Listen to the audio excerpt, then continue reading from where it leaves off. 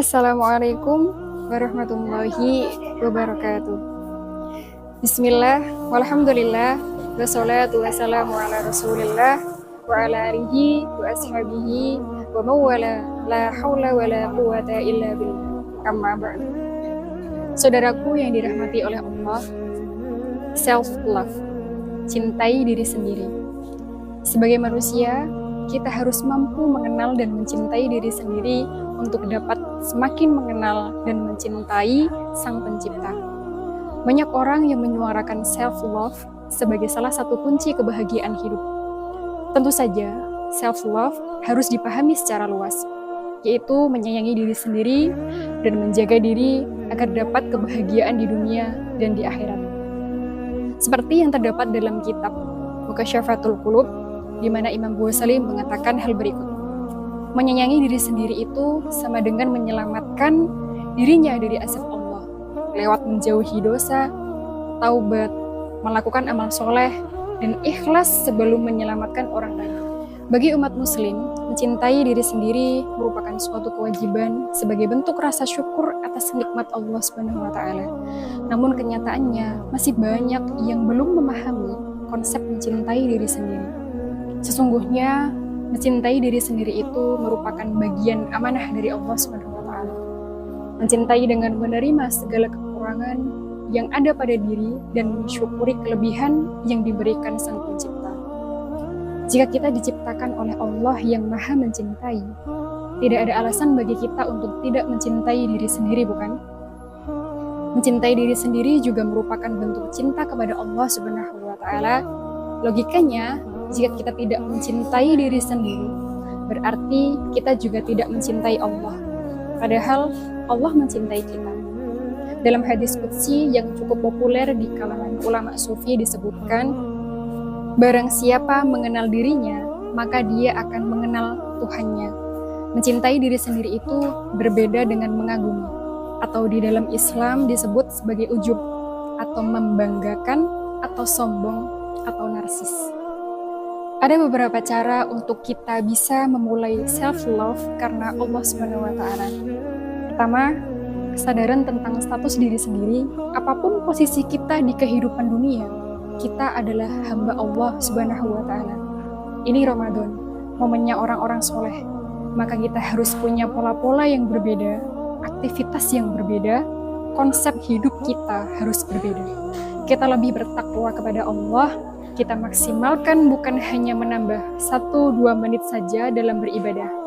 Nabi SAW yang sudah dijamin masuk surga itu saja berubah pola ibadahnya di bulan Ramadan. Dan ini hanya 1 bulan. Tentunya kita sebagai umat harus bisa merubah pola, harus maksimal dan maksimal. Ramadan mengajarkan kita keikhlasan, terutama orang-orang yang berpuasa Ramadan. Semangat dan ikhlas beribadah mengajarkan bagaimana menjadi seorang hamba. Hamba itu lapar, haus, berbagi. Hamba itu tidak ingat-ingat kebaikannya, tapi yang diingat itu dosanya, kekurangannya, aibnya. Lalu ingatan itu dijadikan modal untuk merengek kepada Allah SWT, untuk memohon ampunan dan berharap amalan akan diterima oleh Allah SWT. Yang kedua, kebutuhan bukan keinginan. Apa yang diri ini butuhkan untuk kebahagiaan di dunia dan di akhirat. Amalan yang paling dicintai oleh Allah SWT adalah amalan yang paling kontinu walaupun sedikit. Makanya kaidah dari kehidupan itu apa? Sedikit tapi menancap lalu bermanfaat itu lebih baik daripada banyak tapi menguap dan hilang begitu saja. Yang ketiga, merawat diri ini dengan baik lahir dan batin. Bukan hanya fisik, tapi harus merawat hati dan jiwa. Dari Zainab binti Jahsh radhiyallahu an bahwa Nabi Muhammad SAW masuk ke rumah beliau dalam kondisi cemas. Lalu Nabi Muhammad SAW menyampaikan, La ilaha illallah, tidak ada ilah yang berhak diibadahi kecuali Allah Subhanahu wa Ta'ala. Ini menunjukkan bahwa kalimat tauhid, berzikir itu menenangkan hati dalam kondisi cemas. Nabi Shallallahu Alaihi Wasallam tidak mengatakan tamat riwayat gue.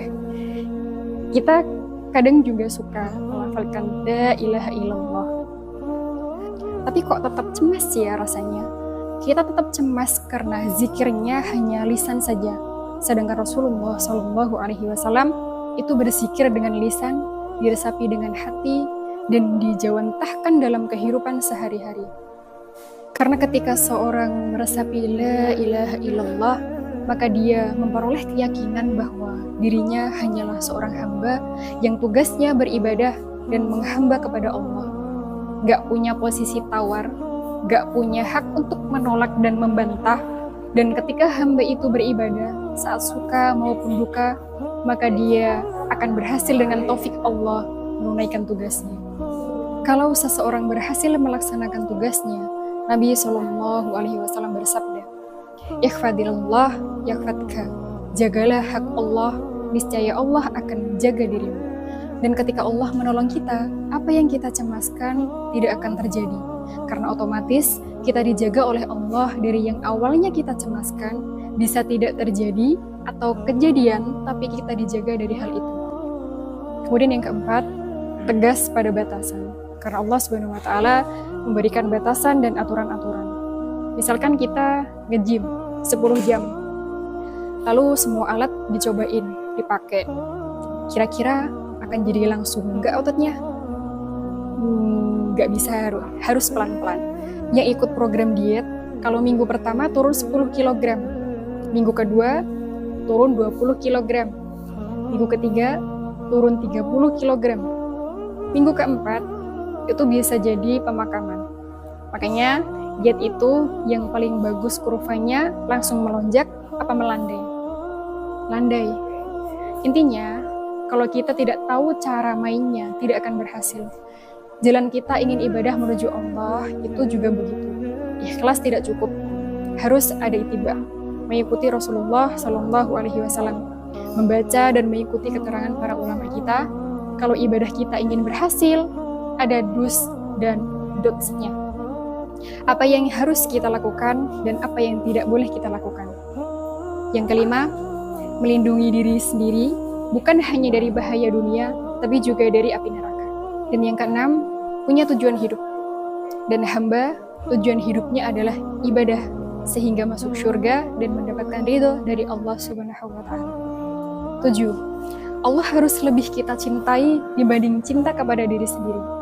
Al-Hasan rahimakumullah mengatakan, sesungguhnya orang-orang sebelum kalian, yaitu para sahabat, mereka itu memandang Al-Quran sebagai surat dari Rabb mereka, sehingga mereka itu mentadaburi Al-Quran di waktu malam dan mempelajarinya, mengamalkannya di waktu siang.